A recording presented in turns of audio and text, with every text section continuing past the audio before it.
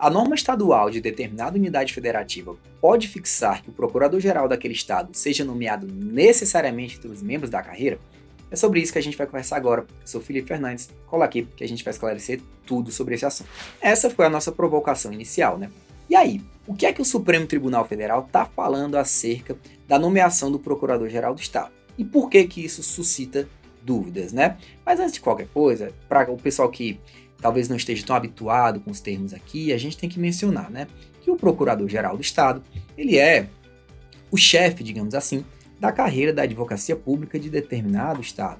É um cargo por excelência de livre nomeação e exoneração, só que os critérios para essa escolha já foram aí levados ao Supremo Tribunal Federal, que já se manifestou de formas diferentes ao longo dos anos, fixando agora um entendimento que, a meu ver, espanca quaisquer dúvidas sobre esse assunto. Vamos lá, falar de uma posição mais antiga, uma posição que foi trazida no primeiro momento na jurisprudência do Supremo, que foi basicamente ali um julgado que eu trago que é paradigmático dessa decisão anteriormente tomada, se dá na ADI 291, foi do estado do Mato Grosso, onde foram questionados diversos dispositivos da Constituição daquele estado, e aí dentre os dispositivos analisados, um deles trazia uma regra para a escolha do Procurador-Geral do Estado que deveria se dar entre os membros da carreira, atendidos determinados requisitos. Basicamente, o que o Supremo fixou dentre as teses ali estabelecidas foi que o cargo do Procurador-Geral do Estado é de livre nomeação e exoneração pelo governador do Estado, que pode escolher o Procurador-Geral entre membros da carreira ou não.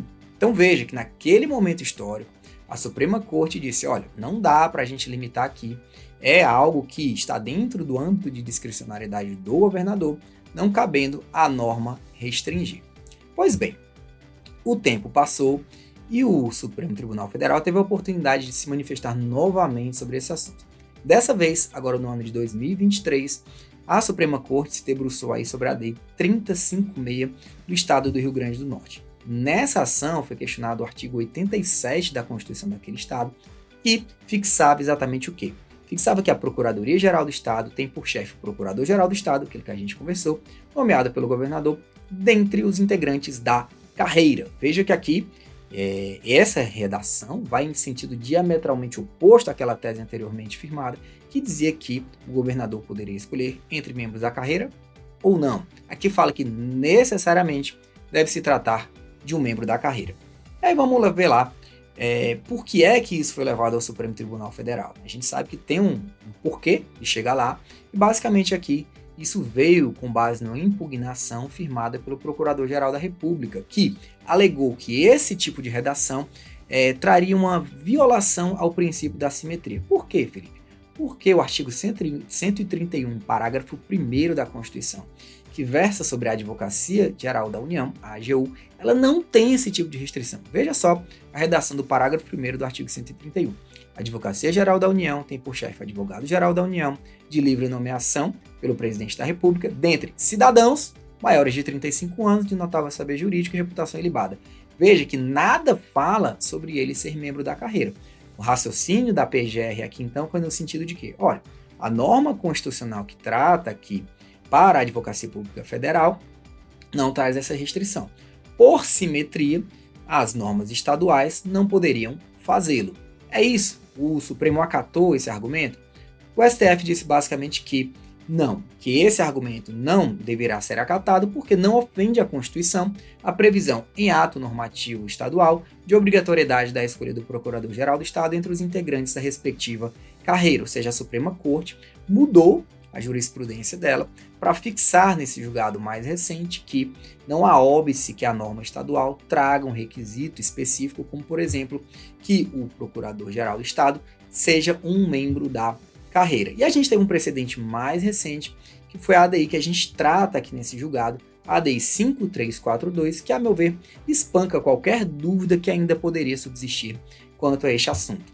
Aqui a gente teve um julgamento por unanimidade, em que a Suprema Corte julgou válida a norma do Estado de Minas Gerais, que estabelecia exatamente isso. Isso que a escolha do advogado-geral do Estado, porque lá em Minas, por uma questão de nomenclatura, eles não chamam de procurador-geral do Estado, eles chamam de advogado-geral do Estado, até porque lá eles têm a Advocacia Geral do Estado, a AGE Minas, diferentemente da maioria dos estados que tem a Procuradoria Geral do Estado. Então aqui é só uma questão de nomenclatura, materialmente a gente está falando a mesma coisa. Isso sempre causou confusão, porque o STF tinha esse precedente e várias normas estaduais estabeleciam, tal como a de Minas, que o procurador-geral, o advogado-geral, deveria ser um dos membros da carreira. Então os alunos chegavam muito e falavam: professor, e aí? Está escrito aqui na Constituição desse estado que deve se dar entre os membros da carreira, mas o Supremo tem aquele precedente. Tá? A gente dava aquela ponderada, explicava como é que isso poderia ser cobrado, mas agora esse problema acabou, né? Porque a Suprema Corte, ela estabeleceu, ela fixou julgamento no sentido de que essa exigência é válida. E uns fundamentos relevantes trazidos foram, para dizer ali, o relator, ministro Nunes Marques, ele destacou que isso favoreceria, por exemplo, a profissionalização da carreira, assim como asseguraria a composição qualificada dos órgãos diretivos dessa carreira. Então, o Supremo Tribunal Federal trouxe aí um julgado no sentido de que, sim, por unanimidade, lembrando a vocês de que sim, é válida a norma estadual que estabelece que o Procurador-Geral do Estado seja membro da carreira. Aqui o que foi dito pela Suprema Corte, que a despeito do assunto constitucional da carreira, do assento constitucional da carreira de advocacia pública estadual e distrital, a Constituição de 88 não fixa requisitos para o provimento do cargo de Procurador-Geral, competindo a cada Estado membro, no exercício da autonomia política e organizacional, fazê-lo. Dessa maneira, a gente vê que a Suprema Corte ela mudou o seu entendimento para fixar que sim, é possível que a norma estadual assim estabeleça.